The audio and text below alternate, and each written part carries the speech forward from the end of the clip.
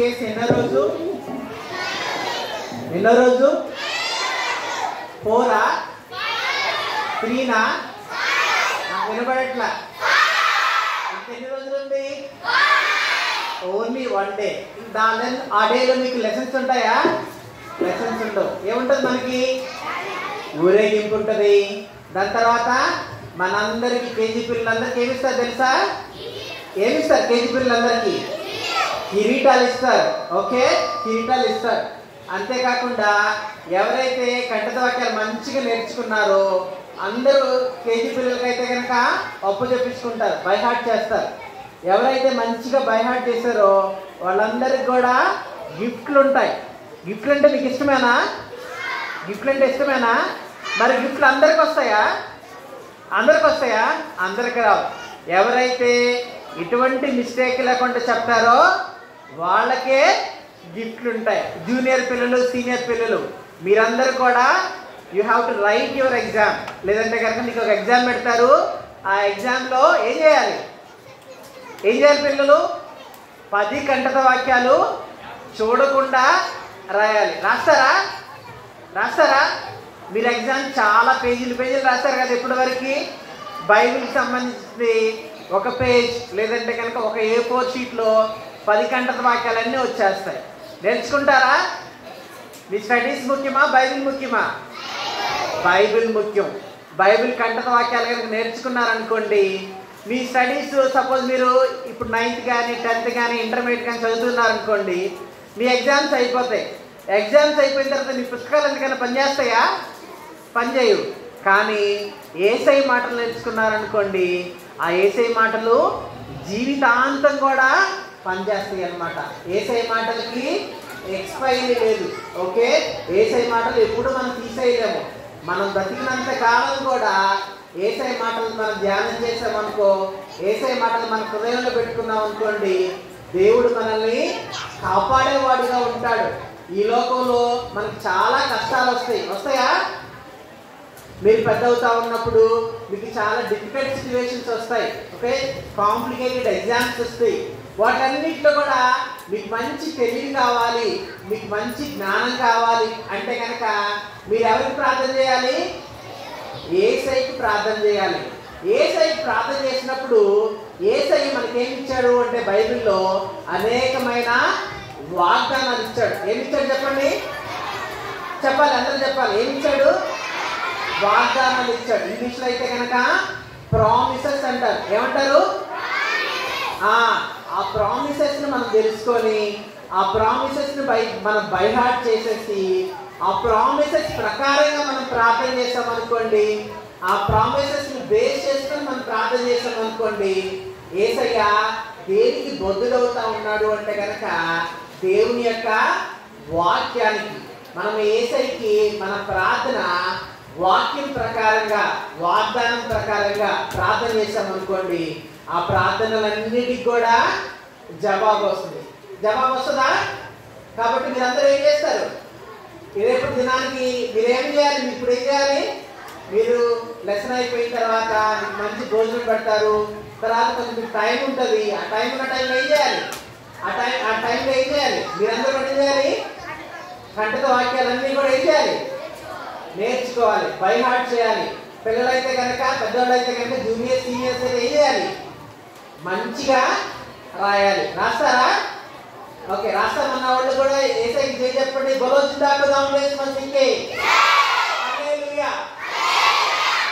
ఈ యొక్క సమయంలో మనము ఏ లెసన్కి వచ్చాము క్లోజింగ్ లెసన్కి వచ్చాము ఈ క్లోజింగ్ లెసన్లో ఇక్కడ ఏమని రాస్తుంది చూడండి ఏమని రాస్తుంది జార్జ్ చదవండి సీనియర్ చదవట్లేదు ఎవరు చదవండి సీనియర్ కేజీ బాయ్స్ ఆపండి జూనియర్స్ అండ్ సీనియర్స్ చదవండి నాకు వినపడట్లా వెరీ గుడ్ ఈ జార్జ్ కార్వర్ ఆయన ఏంటంటే ఆయన ఒక బిగ్ ఎంటర్ప్రినర్ అంటే ఏంటంటే పెద్ద పరిశ్రమలు స్థాపిస్తారు కదా మనకి మీకు ఇండియాలో పెద్దది ఏంటి అంటే కనుక టాటా గ్రూప్ అంటారు ఓకే టాటా టాటా గ్రూప్ అంటే రతన్ టాటా వాడు స్టార్ట్ చేసిన కంపెనీస్, చాలా కంపెనీస్ ఉన్నాయి. అట్లాగే రిలయన్స్ అనే ఒక కంపెనీ ఉంది. రిలయన్స్ లో కూడా చాలా కంపెనీస్ ఉన్నాయి అన్నమాట. అట్లాగూ ఈ జార్జ్ కార్వర్ అనే ఆయన కూడా హీస్ ఎ బిగ్ ఎంటర్‌ప్రెన్యూర్. అంటే చాలా పెద్ద పెద్ద సంస్థలు స్థాపించాడు అన్నమాట. ఎట్లా స్థాపించాడు అంటే కనుక ఈయన చిన్న బాల్యం, ఆయన యొక్క జీవితము చాలా అల్పమైన జీవితం అన్నమాట. ఆయన ఎటువంటి ఎన్నిక లేనివాడు, చాలా చిన్న కుటుంబంలో, పేద కుటుంబంలో, కడు బీదరికంలో ఈయన జన్మించాడు. ఎవరు జన్మించారు? George Carver. ఈ జార్జ్ కార్వర్ ఆయన ఆ బీదరికంలో జన్మించాడు. ఏమయ్యాడు ఈయన? Big entrepreneur.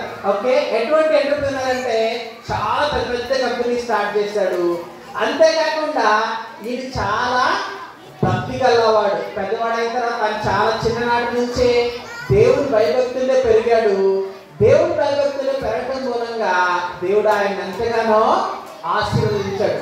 మీ దగ్గర ఫోన్లు ఉంటే కనుక ఈ నేమ్ టైప్ చేయండి, జార్జ్ డబ్ల్యూ కార్వర్ అని చెప్పేసి టైప్ చేయండి. ఎంటర్‌ప్రెన్యూర్‌షిప్ అని చెప్పేసి కొట్టండి. మీకు ఆయన స్టార్ట్ చేసిన ఆర్గనైజేషన్ నేమ్స్ అన్నీ కూడా వస్తాయి అన్నమాట. ఓకే, మనకి మీకు సిటీలో ఉంటే కనుక పీనట్ బటర్ తెలుసా? Peanut butter. Okay, peanut butter అని ఉంటుంది. అంటే పీనట్స్ అంటే ఏంటి? వేరుశనగ గింజలు అన్నమాట. ఈ వేరుశనగ పీనట్స్ నుంచి దాదాపుగా 15-20 ప్రోడక్ట్స్ ని అమెరికాలో ఈయన కనిపెట్టాడు అన్నమాట. అంతేకాకుండా ఈయన మొక్కల మీద చాలా పరిశోధనలు చేశాడు. ఈయన ఒక గొప్ప శాస్త్రవేత్త అయ్యాడు. ఎవరు శాస్త్రవేత్త అవుతారు? 10th క్లాస్లో ఫెయిల్ అయిన వాళ్ళు శాస్త్రవేత్త అవుతారా? ఇంటర్మీడియట్లో ఫెయిల్ అయిన వాళ్ళు శాస్త్రవేత్త అవుతారా? 10th తర్వాత ఏముంటుంది మనకి?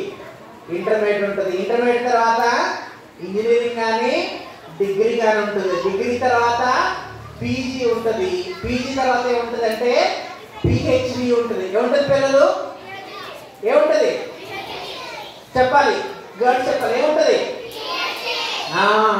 ఈయన పిహెచ్డి చేశాడు అనమాట. దేని మీద పిహెచ్డి చేశాడు అంటే కనుక మొక్కల మీద, లేదంటే కనుక అగ్రికల్చర్ మీద ఈయన పిహెచ్డి చేశాడు.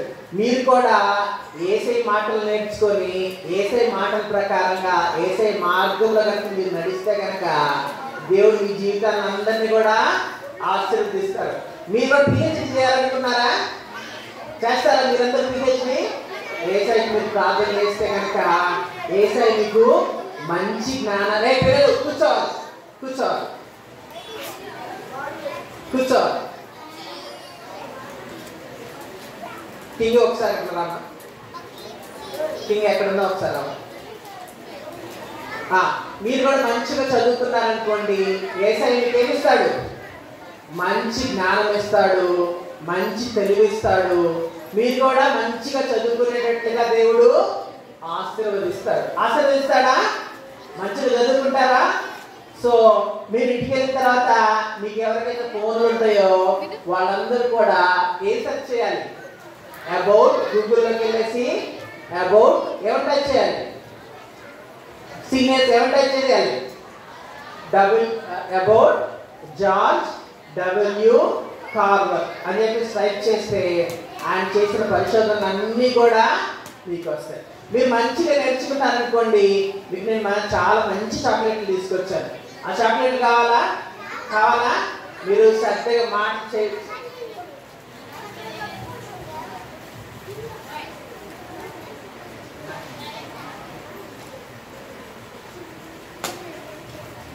సో మీకు అందరికి మంచి మంచి చాక్లెట్లు వస్తుంది. అందరు చేతులు నోట్ మీద వేసుకోండి. చేతులు కట్టుకుంటాము, మాట్లాడక ఉంటాము, భక్తితో కూర్చుంటాం యేసుని సంధింప. భక్తితో కూర్చుంటాం యేసుని సంధింప. చేతులు కట్టుకోండి, అందరూ నోట్ మీద వేసుకోండి. Very good boys. ఓకే, ఈ యొక్క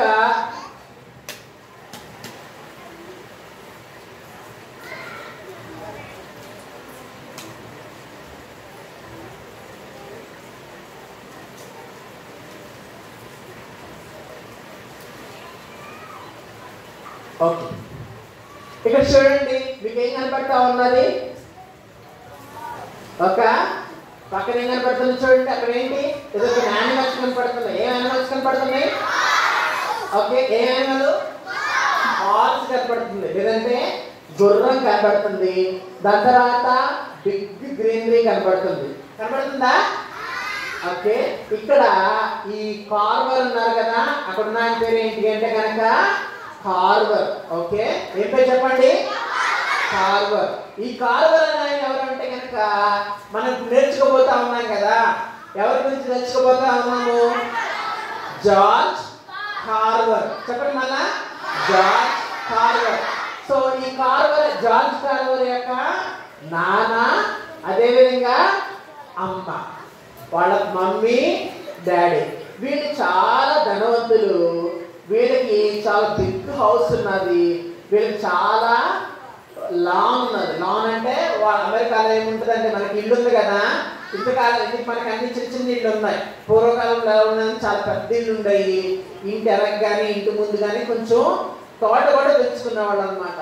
అమెరికాలో బాగా ధనవంతులు ఏంటంటే ఒక హాఫ్ ఏకర్ లేదంటే సగం ఎకరము లేదంటే పావు ఎకరము లాన్ లాగా పెద్ద గ్రీనరీ ఏర్పాటు చేసుకొని దాంట్లో డిఫరెంట్ యానిమల్స్ని కానీ డిఫరెంట్ ట్రీస్ని కానీ అలా పెంచుకొని చాలా సంతోషంగా ఉండేవాళ్ళు. ఈ కార్వర్కి ఇక్కడ చూస్తున్నారు కదా, మిస్టర్ కార్వర్కి వాళ్ళ అమ్మా నాన్నకి పిల్లలు లేరనమాట. పిల్లలు లేనప్పుడు ఆ పిల్లలు కావాలి అని చెప్పేసి వాళ్ళంతగా ఆశపడతా ఉన్నప్పుడు వాళ్ళకి పిల్లలు పుట్టకపోతే వాళ్ళు ఒక దేవుడు వాళ్ళకి ఒక ప్రేరేపణ ఇచ్చాడంట. ఎవరు ప్రేరేపణ ఇచ్చాడంటే, మనకి పిల్లలు లేరు కానీ మనమైతే ఒక చిన్న పని చేద్దామా, ఎవరైతే పేదరికంలో ఉన్నారో, ఎవరైతే తినడానికి తిండి లేకుండా చిన్న కుటుంబంలో పేదరికంలో ఉన్నారో ఆ పిల్లవాడిని మనం తీసుకొని దత్తత తీసుకొని మనం పెంచుకుందాము అని చెప్పేసి వాళ్ళు అనుకొని ఒక చిన్న బాబుని దత్తత తీసుకున్నారు. దాని తర్వాత ఒక చిన్న పాపని కూడా దత్తత తీసుకున్నారు. ఆ చిన్న పాప పేరు ఏంటి అంటే కనుక మేరీ. వెనక కనపడతా ఉంది కదా, వెనక కనపడతా ఉంది ఒక పాప. ఆ పాప పేరేంటి? మేరీ. ఆ తర్వాత వీళ్ళు ఒక అతన్ని దత్తత తీసుకుంటారు. తన పేరేమో జార్జ్. తన పేరేంటి? జార్జ్. సో ఈ వీళ్ళకి, ఈ కార్వర్ దంపతులకి ఈ జార్జ్ కానీ మేరీ కానీ వాళ్ళు పుట్టిన కుమారులు కాదు. వాళ్ళు ఏం చేసుకున్నారు? దత్తత తీసుకున్నారు. ఎక్కడి నుంచి దత్తత తీసుకున్నారు?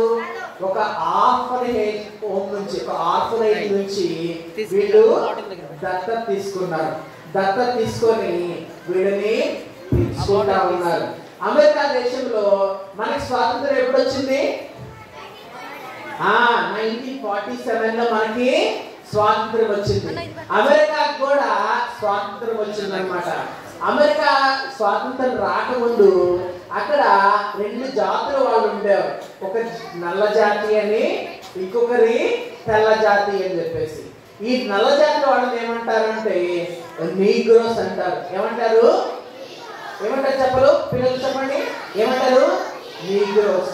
ఈ నీగ్రోస్ అనే వాళ్ళు అమెరికా దేశానికి బానిసలుగా ఆఫ్రికా ఖండం నుంచి అనేక మందిని బానిసలుగా తీసుకువెళ్ళిన తర్వాత వాళ్ళ సంతానం అభివృద్ధి చెంది వాళ్ళందరూ కూడా ఏమయ్యారు అంటే కనుక ఒక జాతి లాగా విస్తరించారు.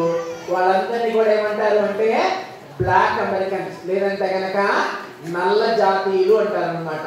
మన దేశంలో కుల వ్యవస్థ ఎలా ఉందో అమెరికాలో కూడా ఈ వర్ణ వ్యవస్థ, అంటే ఒక తెల్లగా ఉన్నవాళ్ళు మేము హయ్యర్ అని, నల్లగా ఉన్నవాళ్ళు తక్కువ జాతి అని చెప్పేసి ఈ తెల్లగా ఉన్న వాళ్ళు నల్లవాళ్ళని చాలా చిత్రహింసలు పెట్టేవాళ్ళంట.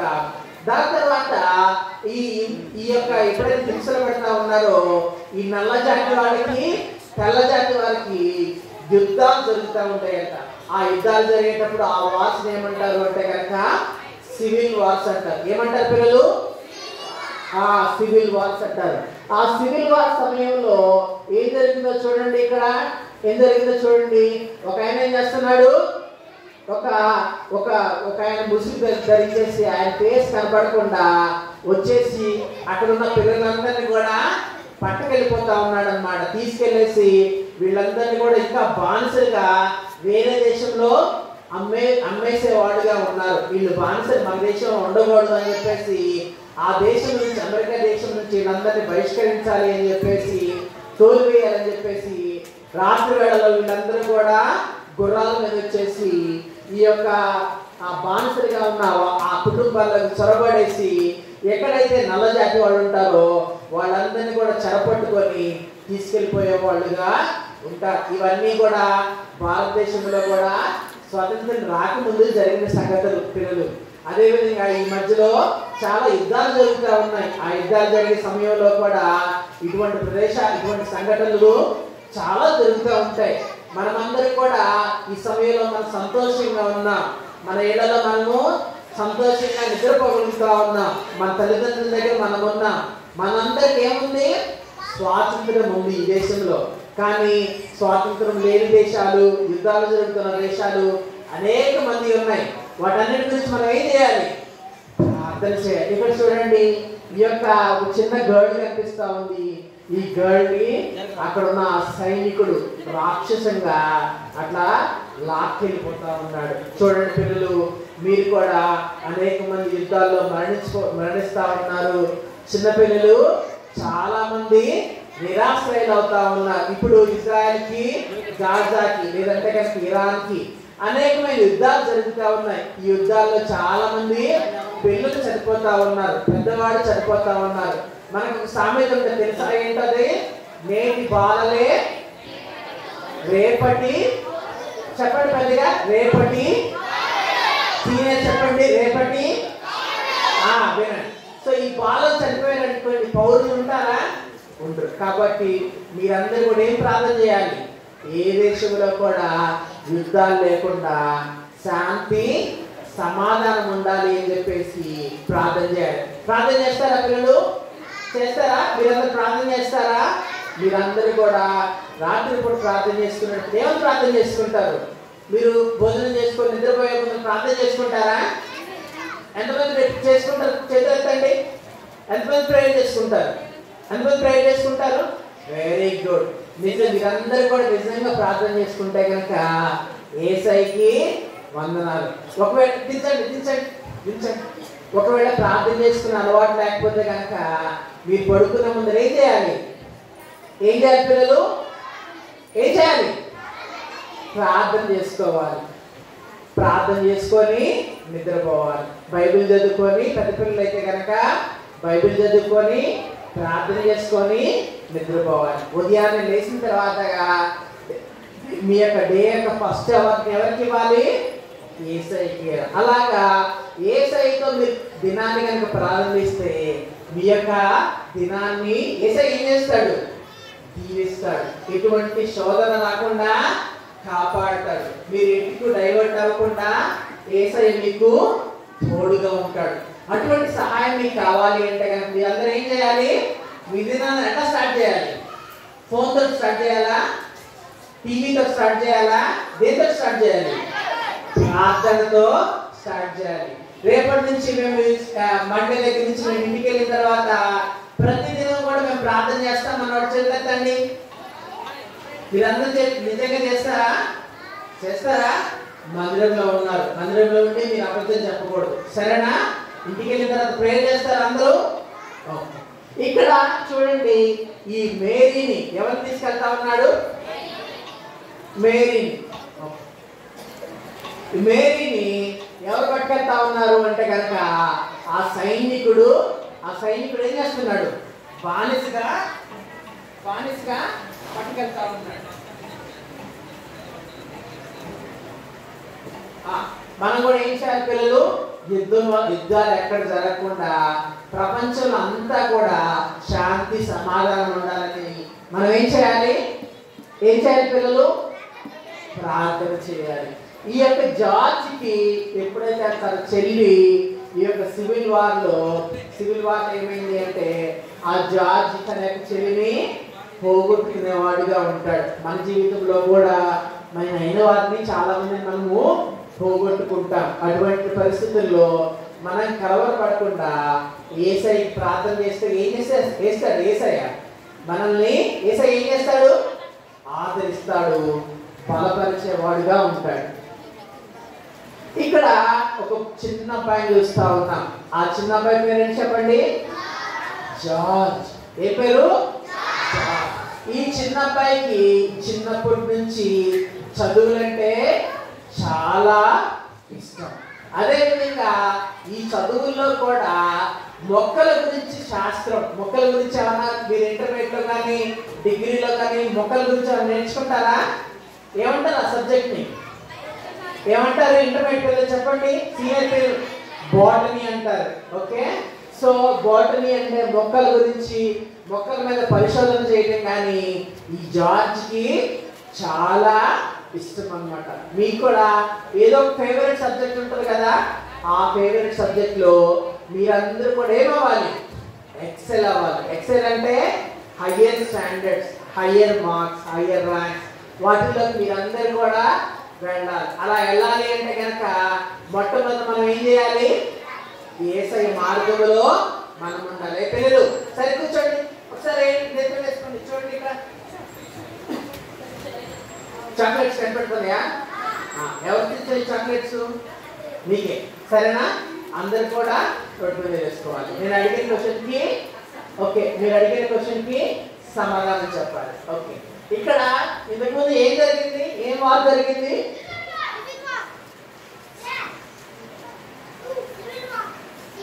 Very good. ఏం వార్ జరిగింది? ఏం చెప్పారా? సివిల్ వార్ అంటే ఫస్ట్ ఇవరా. మీరు కూడా చక్కగా నేర్చుకున్నారు అనుకోండి, ఈ చాక్లెట్స్ అన్ని మీకే, సరేనా? ఓకే, జాగ్రత్తగా వినండి. అందరు నోట్ మీద వేసుకోండి. ఇక్కడ ఈ జార్జ్కి మొక్కల మీద చాలా ఇంట్రెస్ట్ వచ్చింది. ఈ మొక్కలు ఎదుగుతా ఉన్నప్పుడు మొక్కలను ఏ విధంగా కాపాడాలి, ఆ తర్వాత మొక్కలన్నీ ఎక్కడ ఉంటాయి? ఒక చెట్టు కింద ఉంటాయి అన్నమాట. ఓకే, ఎక్కువ ఎండ లేకుండా వాటిని ఏ విధంగా కాపాడాలి, మొక్కలు ఏ విధంగా పెంచాలి అని చాలా ఇంట్రెస్ట్ ఉందన్నమాట. ఆ ఇంట్రెస్ట్ని ఆయన క్యారీ ఫార్వర్డ్ చేస్తూ ఉన్నాడు. ఆ ఇంట్రెస్ట్ ఉన్న సమయంలో తనకి ఒక గార్డెన్ ఉంది. ఇందాక మనం చూసాం కదా, వాళ్ళ ఫాదర్కి ఏముంది? బిగ్ లాన్ ఉంది. ఓకే, ఆ లాన్ లో ఆ గార్డెన్ లో డిఫరెంట్ ఫ్రూట్స్ ని వాడు పెంచుకున్న వాళ్ళు అంట. డిఫరెంట్ ఫ్రూట్స్ ని పెంచుకునేటప్పుడు ఆ ఫ్రూట్స్ ని కట్ చేసుకోవడానికి నాకు ఒక మంచి నైఫ్ కావాలి అని చెప్పేసి అడిగాడంట. వాళ్ళ నాన్న అడిగితే ఆ నైఫ్ చాలా కాస్ట్లీ నాన్న, మనం కొనలేము అని చెప్పేసి అన్నాడంట. కొనలేము అని చెప్పడంతో ఆ జార్జి చాలా బాధ వేసిందంట. చాలా బాధ వేసిన తర్వాత అప్పుడు వాళ్ళ నాన్న కొనిపించనన్నాడు కదా అని చెప్పేసి వదిలేదంట. వదిలేకుండా ఏం చేశాడు? ప్రార్థన చేశాడంట. పిల్లలు, మీకు కూడా మీరు చదువుకునేటప్పుడు చాలా అవసరాలు ఉంటాయి. మీరు అడిగినవి కూడా మీ నాన్నలు కొనిపించగలుగుతారా? కొనిపించలేరు. కానీ యేసయ్యకి ప్రార్థన చేశారనుకోండి, మన అవసరాలన్నీ కూడా ఎవరు తీరుస్తారు? యేసయ్య తీరుస్తారు. ఈ యొక్క జార్జ్కి ఏమవసరమైంది అంటే కనుక మంచి నైఫ్ కావాలి అని చెప్పేసి అనుకున్నాడు, మంచి కత్తెర కావాలని చెప్పేసి అనుకున్నాడు. అప్పుడు ఏమైంది అంటే కనుక నాకు ఆ కత్తెర కావాలి, మంచి నైఫ్ కావాలి, మంచి నైఫ్ కావాలి డాడీ డాడీ డాడీ అనుకుంటా పడుకుంటుపోయాడంట. పడుకుని పోయిన తర్వాత తనకు ఒక కళ వచ్చిందంట. ఆ కళ్ళ చూడండి మంచి నైఫ్ ఉన్నది. ఆ నైఫ్ తో పాటు ఏమున్నది? పుచ్చకాయ ఉన్నది. ఆ పుచ్చకాయ పక్కన ఇంకొక హాఫ్ పుచ్చకాయ ఉన్నది. లేదంటే కనుక ఒక పుచ్చకాయ స్లైస్ ఉన్నది, వాటర్ మెలన్ స్లైస్ ఉన్నది. ఆ స్లైస్ లో ఎట్లా ఉంది? అది కంప్లీట్ గా ఉందా? కొంచెం ఎవరో తిన్నట్లు ఉందన్నమాట. సో తనకు ఒక కళ వచ్చిందంట. ఆ కళలో తను ఏదైతే నైఫ్ కావాలనుకున్నాడో ఆ నైఫ్ దొరికిందంట. ఆ నైఫ్ దొరికి ఆ నైఫ్ తో పాటు ఆ నైఫ్ తోటి తన యొక్క గార్డెన్ లో ఉన్న ఆ పుచ్చకాయని కోసుకొని తను తింటున్నట్టుగా కళ వచ్చిందంట. కళ వచ్చిన తర్వాత ఆ కళ్ళు చూసి చాలా సంతోషపడ్డాడంట.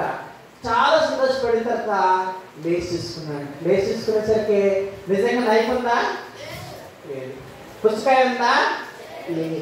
అయ్యో ఈ కళ కళ్ళు వస్తూ ఉంటాయి అని చెప్పేసి అనుకున్నాడంట. అనుకొని కళ్ళు తుడుచుకుంటా, తనకేమి ఇష్టము, గార్డెనింగ్ వర్క్ చాలా ఇష్టం కదా, తన తోటలోకి వెళ్ళిపోయాట. వెళ్ళిపోయేసరికి తను ఏ కత్తినైతే తన కళ్ళలో చూశాడో ఆ యొక్క నైఫ్ అట్లా పుచ్చకాయలో గుచ్చేసి అట్లా ఉండిపోయిందంట. చూడటంతో చాలా ఆశ్చర్యం వేసిందంట.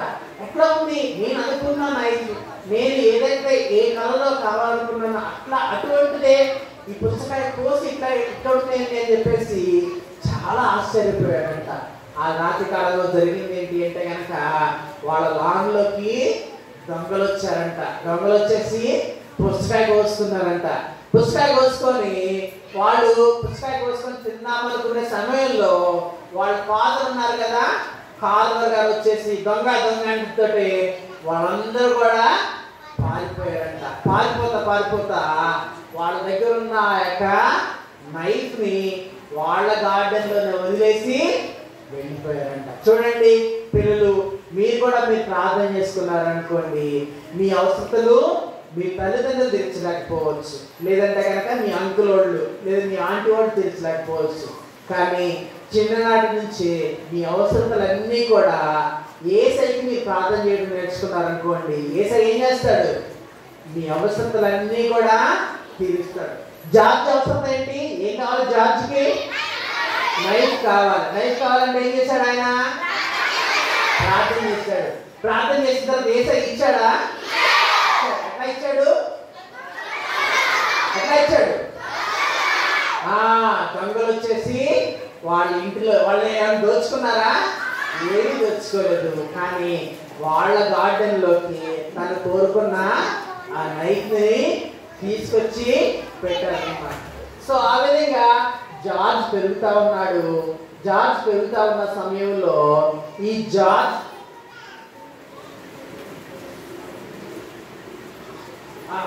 పిల్లలు, సీనియర్ పిల్లలందరూ ఇటువైపు చూడండి, నా వైపు చూడండి. మీరు టైం ఇస్తాం, గంట దాకా నేర్చుకోవడానికి టైం ఇస్తాం. ఓకే, నా వైపు చూడండి. మీరు మంచిగా నేర్చుకున్నారండి, చాక్లెట్స్ అన్నీ మీకే. ఓకేనా?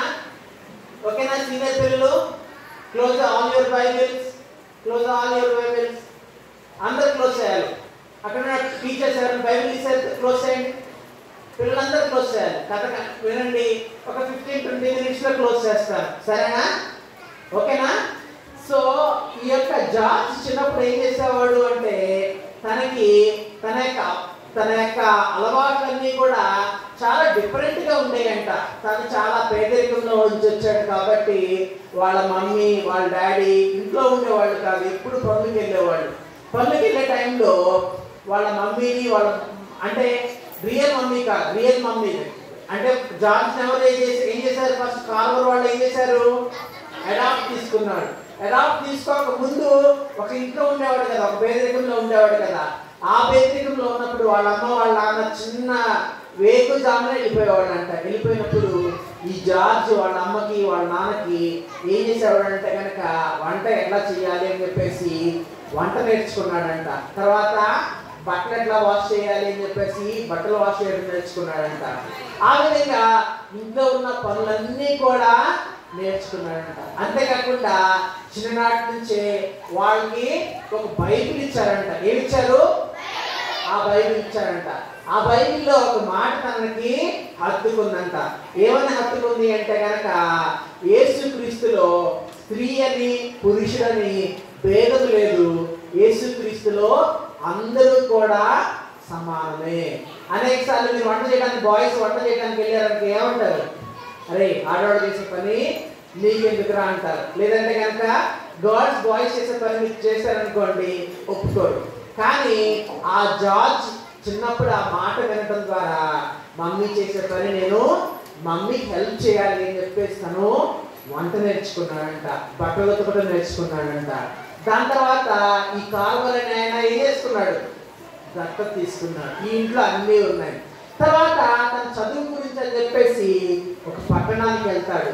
తను మొక్కల మీద చాలా ఇంట్రెస్ట్ కదా, ఆ ఇంట్రెస్ట్ మీద తను మంచిగా డిగ్రీలు చదువుకోవడానికి ఒక పట్టణానికి వెళ్తాడు. ఏ పట్టణానికి వెళ్తాడు అంటే కనుక అమెరికాలో కెన్సాస్ అనే పట్టణానికి వెళ్తాడు. ఏ పట్టణానికి వెళ్తాడు? కెన్సాస్. చెప్పండి మళ్ళా, మీరు కూడా ఇప్పుడు గూగుల్లోకి వెళ్ళేసి కెన్సాస్ సిటీ అని టైప్ చేయండి. మీకు అమెరికాలో కెన్సాస్ అనేది ఎక్కడ ఉందో మీకు తెలుస్తుంది అనమాట. ఆ కెన్సాస్ పట్టణానికి వెళ్తాడు. అక్కడ పోయి యూనివర్సిటీకి వెళ్తాడు. ఆ యూనివర్సిటీలో ఫీజు చాలా ఎక్కువ ఉంటుంది అనమాట. ఆ ఫీజుని కట్టుకోవడానికి తను ఏం చేస్తాడు అంటే కనుక ఏదైనా ఇంటి దగ్గరికి వెళ్ళేసి ఎవరైనా నాకు పని ఇస్తారా అని చెప్పేసి పరిగణించి ఆయన వెతుకుతా ఉంటాడు. వెతుకుతా ఉండే టైంలో చూడండి, ఈయన ఒక ఆమె దగ్గరికి వెళ్ళేసి మీ ఇంట్లో ఏమన్నా పనులు ఉందా అని చెప్పేసి అడుగుతారు. మా ఇంట్లో బాయ్స్కి ఏం పని లేదయ్యా, గర్ల్స్ ఎవరైనా ఉంటే కనుక చెప్పు, మాకు మేము చాలా వయసు ఉన్న వాళ్ళము, చాలా పెద్దవాళ్ళము, మాకు వంట చేసేవాళ్ళు ఒకరు కావాలి అని చెప్పేసి అంటే, అయ్యో గర్ల్ అవసరం లేదండి, నేను బాయ్గా ఉన్నా కూడా మీకు కావాల్సిన వంట అంతా చేస్తాను. నేను చిన్నప్పుడు మా మమ్మీ వాళ్ళు ఇంట్లో ఉండేవాళ్ళు కాదు, మా మమ్మీకి డాడీకి నేనే వంట చేసేవాడు, వాళ్ళు పనులు చేసుకుని వచ్చేసరికి నేనే ప్రిపేర్ చేసేవాడిని అని చెప్పేసి ఎంతో వినయంగా చెప్పినవాడిగా ఉన్నాడు. చెప్పినప్పుడు ఆమె ఈ జార్జ్ని పనిలో పెట్టుకొని తనకు కావలసిన, తను చదువుకోవడానికి కావాల్సిన డబ్బులన్నీ కూడా అక్కడున్న ఫాదర్ ఉంది కదా, అక్కడున్న రాణి ఉంది కదా, ఆమె ఇచ్చేదిగా ఉంటుందన్నమాట. పిల్లలు మీరు కూడా పైకి వెళ్తా ఉన్నప్పుడు ఫీజు కట్టాల్సిన పరిస్థితుల్లో మీరు ప్రార్థన చేసుకుంటే కనుక యేసయ్య మీకు ఒక మార్గాన్ని చూపిస్తాడు. దాన్ని అన్ని చేసుకునే కెపాసిటీని కూడా దేవుడు మీకు ఇస్తాడు. దాని తర్వాత చూడండి, ఇక్కడ అతను ఏం చేస్తూ ఉన్నాడు, కష్టపడుతూ ఉన్నాడు, తర్వాత తను వంట చేసేవాడిగా ఉన్నాడు. ఈ విధంగా చేస్తూ ఉన్నప్పుడు చేసుకొని తను ఒక డిగ్రీ కంప్లీట్ చేసుకుంటాడు. డిగ్రీ కంప్లీట్ చేసుకున్న తర్వాత తనకి ఏమంటే ఇష్టమని చెప్పుకున్నాము, మొక్కలంటే ఇష్టం అని చెప్పేసి అనుకున్నాం. మొక్కల మీద ఇంకా పరిశోధనలు చేయాలి, ఎక్కువ చదువుకోవాలి అని చెప్పేసి ఏమన్నా అనుకుంటాడంటే కనుక నేను యూనివర్సిటీ లెవెల్కి వెళ్ళాలి అని చెప్పేసి ఆ దగ్గరలో ఉన్న కెన్సాస్ పట్టణంలో ఒక యూనివర్సిటీ దగ్గరికి వెళ్తాడు. యూనివర్సిటీలో ఎవరున్నా ఎక్కడ యూనివర్సిటీ ఛాన్సలర్ ఉన్నారు, లేదంటే కనుక యూనివర్సిటీ ప్రిన్సిపాల్ ఉన్నాడు. ప్రిన్సిపాల్ దగ్గరికి వెళ్ళేసి ఇప్పుడు జార్జ్ పెద్దోడు అయిపోయాడు, తను కూడా టై కొట్టుకొని ఆ ప్రిన్సిపాల్ గారితో నేను మాట్లాడుతూ ఉన్నాడు. అక్కడ మాట్లాడుతూ ఉన్నప్పుడు దేవుడు ఈ యూనివర్సిటీలో చాలా ఫీజు ఎక్కువ అయ్యా అని చెప్పినప్పుడు అక్కడ తను ప్రార్థన చేసుకొని వెళ్తే అక్కడ ఉన్న ఫీజు కూడా ఆ ఛాన్సలర్ నల్లజాతి వాడైనా, నువ్వు నల్లజాతి వాడే కాబట్టి నీకు ఫీజు తగ్గిస్తాను అని చెప్పేసి దేవుడు ఆయనకు మంచి మనసు ఇచ్చేసి ఆ యొక్క ఎడ్యుకేషన్లో తనకి ఆ ఫీజు రియంబర్స్మెంట్ లేదంటే కనుక ఫీజు తగ్గించేసి తను ఆ యొక్క ఎడ్యుకేషన్ కంప్లీట్ చేసుకోవడానికి దేవుడు సహాయం చేస్తాడనమాట. సహాయం చేసిన తర్వాత తను పెద్దవాడు అవుతాడు. పెద్దవాడైన తర్వాత తనకి ఏం ఆశ, మొక్కలు నాటడం ఇష్టము, మొక్కల మీద పరిశోధనలు చేయడము ఇష్టం అనమాట. తను కొంత ల్యాండ్ కొనుక్కుంటాడు. ల్యాండ్ కనుక్కొని దాని అంతటిని కూడా కల్టివేట్ చేస్తాడు. కల్టివేట్ చేయడం అంటే సాగు చేయడం. సాగు చేసేసి మనకి ఇప్పుడు సోయాబీన్ అని చెప్పేసి ఉన్నది కదా, ఆ సోయాబీన్ మొక్కలను అక్కడ నాటేసి ఆ సోయాబీన్లో నుంచి ఆ రోజుల్లో మనకి బర్గర్ కానీ అమెరికాలో ఏం తింటారు అంటే కనుక మనం రైస్ దాల్ ఎట్లా తింటామో ఆ రోజుల్లో బర్గరు మీట్ తింటారు అనమాట అక్కడ. కానీ మీట్ తినని వాళ్ళు కొంతమంది ఉంటారు, వాళ్ళకి నో చాయిస్. కొంతమందికి ఏమవుతుందంటే ఎక్కువ మీట్ తినడం మూలంగా వాళ్ళకి కొలెస్ట్రాల్ ఎక్కువ అయిపోతుంది, బాగా లావ్ అయిపోతారు. వాళ్ళు ఓన్లీ వెజిటేరియన్ తినాలనుకుంటారు, వాళ్ళకి చాయిస్ ఉండేది కాదు. అటువంటి పరిస్థితుల్లో ఈయన ఈ సోయాబీన్ మొక్కలు పెంచేసి ఈ సోయాబీన్ నుంచి అనేకమైన ప్రోడక్ట్స్ని ఆయన తయారు చేస్తారనమాట. తయారు చేసేసి ఆ యొక్క వెజిటేరియన్ వరల్డ్లో అంటే శాకాహారులందరికీ కూడా మాంసాహారంతో రుచైన ఆహారాన్ని ఆ సోయాబీన్ నుంచి, ఆ సోయాబీన్ విత్తనాల నుంచి ఆయన తయారు చేశాడు. అంతేకాకుండా మనకి మిల్క్ ఎక్కడి నుంచి వస్తాయి, ఆవుల నుంచి వస్తాయి. కానీ మిల్క్ని సోయాబీన్ నుంచి కూడా తయారు చేయొచ్చు అన్న విధానాన్ని ఈ జార్జ్ కార్వరే కనిపెట్టాడు అనమాట. మనకి సోయా మిల్క్ అని ఉంటుంది, మీరు రిలయన్స్ వరల్డ్లో కానీ అట్లా పెద్దగా సూపర్ మార్కెట్ వెళ్తే సోయా మిల్క్ అని ఉంటుంది అనమాట. ఆ సోయా మిల్క్ అనేది కౌ నుంచి వచ్చిన మిల్క్ కాదు, సోయాబీన్ గింజలు ఉంటాయి, ఆ గింజల నుంచి మిల్క్ తయారు చేస్తారనమాట. దాన్ని ఎవరు కనిపెట్టారు తెలుసా? ఎవరు కనిపెట్టారు? జార్జ్ కార్వర్ అనే కనిపెట్టాడు అనమాట. అట్లాగూ ఈయన ఆయన ఆ విధంగా కల్టివేట్ చేస్తూ ఉన్నాడు. తను చదువుకునేటప్పుడు తను ఎప్పుడూ కూడా ఒక ప్రార్థన చేసుకునేవాడు. ఎవరు ప్రార్థన చేసుకునేవాడు అంటే కనుక, యేసయ్య నా ప్రజలకు నేను సహాయం చేయాలి. నా ప్రజలు, నా జాతి వాళ్ళు, లేదంటే నా స్నేహితులు చాలామంది చదువు లేక ఉన్నారు, తిండి లేక ఉన్నారు, బానిసత్వంలో ఉన్నారు. వాళ్ళందరూ కూడా విడుదల కావాలి, వాళ్ళ బానిసత్వం నుంచి బయటికి రావాలి, నాకు సహాయం చెయ్యి అని చెప్పేసి చిన్ననాటి నుంచి ఆయన ప్రార్థన చేసుకునేవాడుగా ఉన్నాడు. ఆ విధంగా ప్రార్థన చేసుకొని తన యొక్క స్నేహితులైన వారిని, తన యొక్క బంధువులైన వారిని కాపాడాలి, వాళ్ళని ఒకరిని పోషించాలి అన్న దృక్పథంతో తను ఉంటే మూలంగా అక్కడ ఆ ల్యాండ్ని తను ఏదైతే కల్టివేట్ చేస్తాడో ఆ ల్యాండ్ అంతా కూడా చాలా ఫర్టైల్ ల్యాండ్గా మారుతుంది. దాన్ని బేస్ చేసుకొని తన పెద్ద పెద్ద ఏకర్స్ ఆఫ్ ల్యాండ్ని పర్చేజ్ చేసడానికి దేవుడు సహాయం చేస్తాడు. ఆ ల్యాండ్లో అనేక మంది తన యొక్క స్నేహితుల్ని, ఇరుగు పొరుగు వారిని, ఎవరైతే బానిసలుగా ఉన్నారో వాళ్ళందరినీ కూడా అక్కడ సమకూర్చేసి ఆ యొక్క సోయాబీన్ ప్రోడక్ట్స్ని అమ్మటం ద్వారా వచ్చిన డబ్బుల్ని వాళ్ళకు కూడా ఇచ్చి వాళ్ళందరినీ కూడా బానిసత్వంలో నుంచి బయటకు తీసుకొచ్చేవాడుగా ఉన్నాడు. ఆ విధంగా ఈ జార్జ్ కార్వర్ యొక్క జీవితంలో తను ఏదైతే ఇష్టపడ్డాడో, ఏదైతే తన యొక్క స్నేహితుల గురించి, ఆ స్నేహితుల్ని మంచి జీవితంలో ఉండాలి, లేదంటే స్నేహితుల గురించి నేను ఏదో ఒక మంచి ఉపకారం చేయాలి అని ఆశ కలిగి ఉన్నాడు. ఆ విధంగా ఉండటం మూలంగా ఆ ఆశను యేసయ్య ఏం చేశాడు? నెరవేర్చాడు. చూడండి, బిగ్ ఫామ్ ల్యాండ్ ఉంది, ఇక్కడ జార్జ్ కార్వర్ ఉన్నారు, ఆయనతో పాటుగా చాలా మంది ఆ ఫామ్లో పనిచేస్తూ ఉన్నారు. దాన్ని పనిచేయడం మూలంగా ఆ రోజుల్లో బానిసత్వం ఎలా ఉండేది అంటే కనుక, ఒక పిల్లవాడిని కానీ ఒక వ్యక్తిని కానీ బానిసగా అమ్మేసేవాడు. ఆ బానిసత్వం నుంచి బయటికి రావాలి అంటే కనుక ఎవరో ఒకరు ఆయన ఎవరైతే కొనుక్కుంటారో ఆయన దగ్గరికి వెళ్ళేసి ఈయన మళ్ళీ నాకు ఇవ్వాలి అంటే కనుక ఎంత డబ్బులు చెల్లించాలి అని చెప్పేసి అడిగేవాళ్ళు. సపోజ్ వాళ్ళు 100 రూపాయలు కొనుక్కున్నారు అనుకోండి, లేదా 10,000 కొనుక్కున్నారు అనుకోండి, నాకు 15,000 ఇవ్వమనేవాళ్ళు. సో 15,000 ఇస్తే కనుక ఆ బానిసత్వం నుంచి ఆ పిల్లవాడిని కానీ ఆ వ్యక్తిని కానీ బయటికి తీసుకొచ్చేవాడిగా ఉన్నాడు. ఎప్పుడైతే ఈ జార్జ్ కార్వర్ అగ్రికల్చర్ ద్వారా అనేక మందికి పని చూపించాడు, అతనికి అగ్రికల్చర్ ద్వారా వచ్చిన డబ్బులతోటి ఏం చేశాడు? అనేక మందిని బానిసత్వంలో నుంచి వారికి కావాల్సిన డబ్బులు వెలయించి చెల్లించి వాళ్ళని బానిసత్వంలో నుంచి తీసుకొచ్చాడు. పిల్లలు, మీరు కూడా మనం ఏం చేయాలి? మన స్నేహితులకి ఏం చేయాలి? సహాయపడే వాళ్ళంగా ఉండాలి.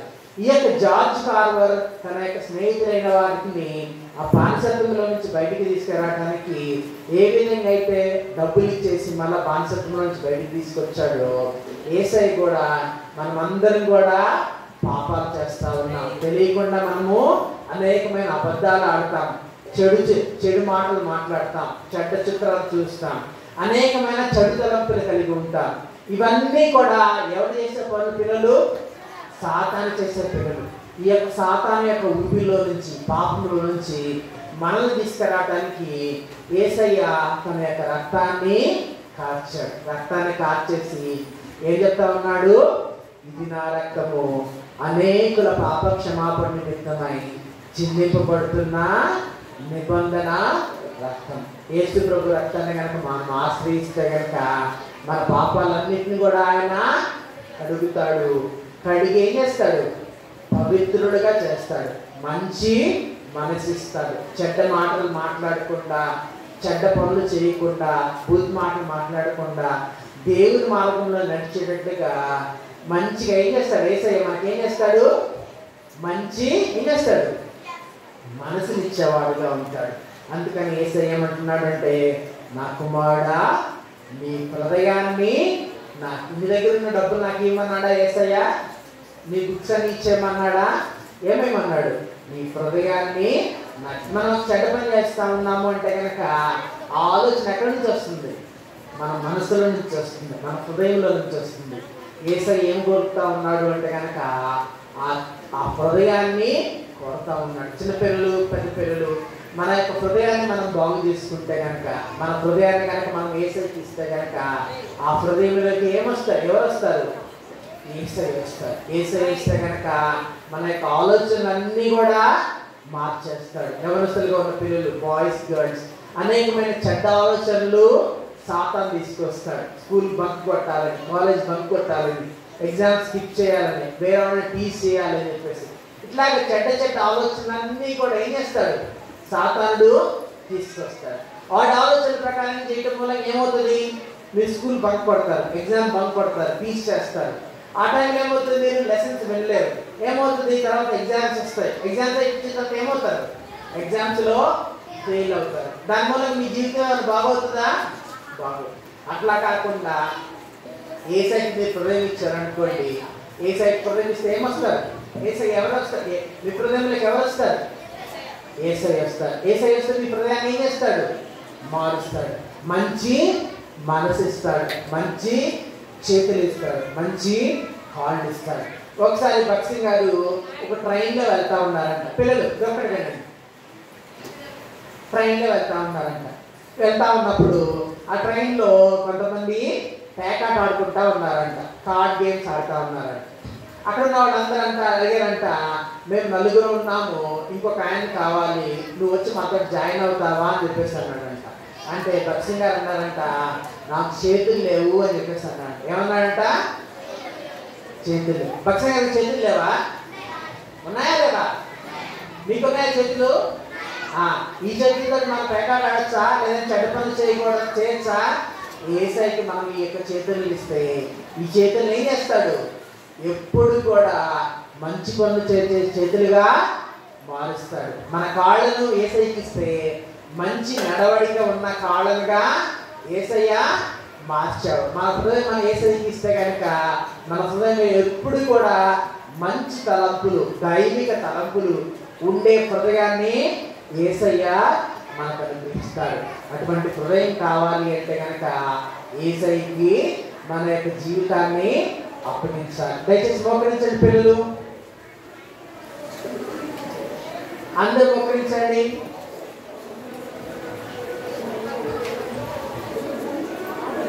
అందరూ మోకరించండి, కళ్ళు మూసుకోండి. రెడీ?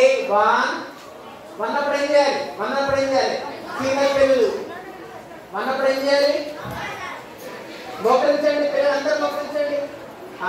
2 చేతులు జోడించండి. 3 కళ్ళు మూసుకోండి. ఇంతవరకు కూడా మీరందరూ కళ్ళు మూసుకోవాలి. టీచర్స్ పిల్లలు కళ్ళు మూసుకున్నారో లేదో చూడండి. మాకు కొంచెం వెనకాలండి. టీచర్స్ చూడండి. ఇంతవరకు కూడా జార్జ్ ఫాదర్ గురించి విన్నాము. తను బానిసత్వంలో ఉన్నప్పుడు దేవుడు ఏ విధంగా తనను ఆశీర్వదించాడో, దీవించాడో, అనేకులకు ఆశీర్వదాయకంగా చేశాడో విన్నాము.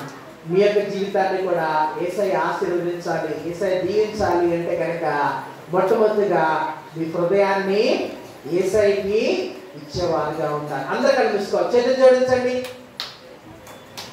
చిన్న ప్రార్థన చేసుకోండి. యేసయ్య నా హృదయంలోనికి అందరూ కనిపిసుకోవాలి. బాయ్స్ అందరూ కనిపిసుకోవాలి. టీచర్స్ చూడండి, పిల్లలందరూ కనిపించుకున్నట్టు చూడండి.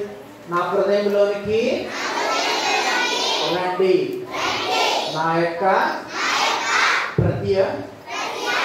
ప్రతి పాపాన్ని మీ యొక్క సిలువ రక్తముతో కడిగి పవిత్రపరచండి.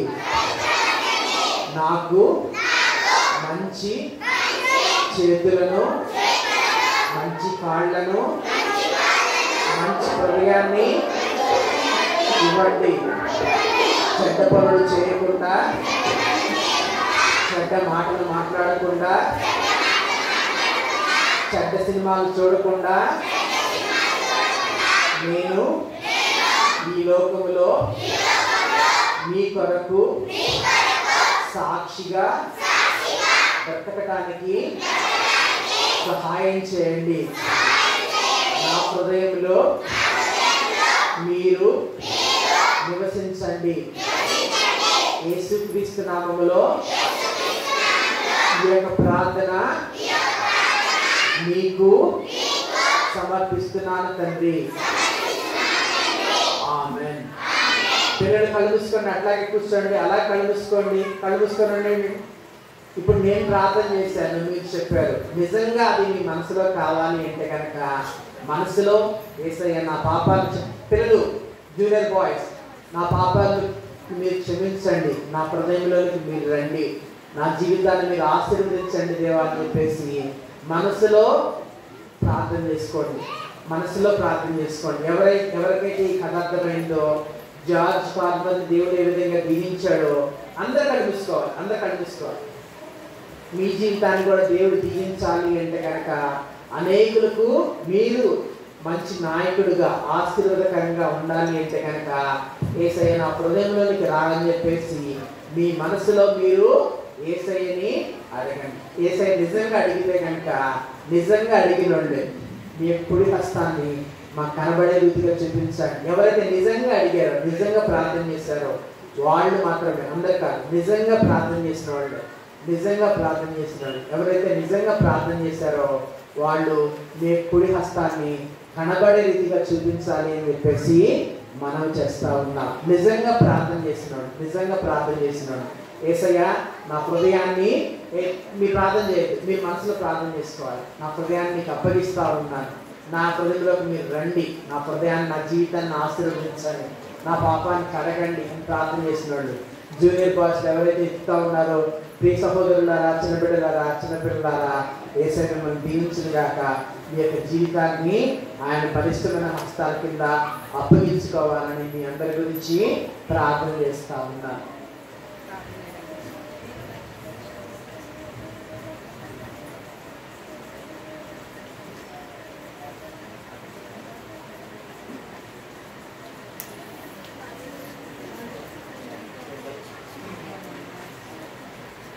ప్రేమగల మా తండ్రి, పరిశుద్ధమైన మా గొప్ప దేవ, ఈ వందనములు స్తోత్రాలు చెల్లించుకుంటున్నాము. ఈ దినం కొన్ని క్లోజింగ్ లెసన్ ఎంతో సహాయపడుతూ వచ్చారు. స్తోత్రాలు. మీ సన్నిధిలో మోకరించి నిజమైన తీర్మానం చేసుకుని బిడ్డలందరూ బట్టి వందనాలు. వారి చేయి మీరు పట్టుకొని ప్రభావాన్ని మీరే నడిపిస్తూ రావాల్సిందిగా కోరు. జార్జ్ ఫార్మర్ అలాగే అనేక మందికి ఆశీర్వాదకరంగా మీ వద్ద నుండి ఆలోచనలు పొందుకొని ఈ లోకంలో తను జీవిస్తూ వచ్చాడో అలాగే అందరికీ మేలు చేస్తూ వచ్చాడు. అలాగే ఈ బిడ్డలు కూడా వారి జీవితంలో ఉన్నతమైన స్థానంలో అనేకులకు మేలు ఆశీర్వాదము కలగజేసే బిడ్డలుగా ఉండడానికి జార్జ్ ఫార్మర్ లాగా వారిని మీరే ఆశీర్వదిస్తూ రావాల్సిందిగా కోరుకుంటున్నాను. తన్ని కనికరించము, సహాయం ఇంతవరకు సహాయపడిన దేవుడు స్తోత్రాలు చేయవచ్చు. ముందున్న సమయాన్ని దీవెనకరంగా చేయండి. మీ దగ్గర స్థలానికి సమస్త నాకు తెలుసు. యేసుక్రీస్తు ప్రభు పరిశుద్ధ నామమున స్తుతించి ప్రార్థించి వేడుకొంటున్నాం తండ్రి. ఆమేన్. కూర్చోండి పిల్లలు.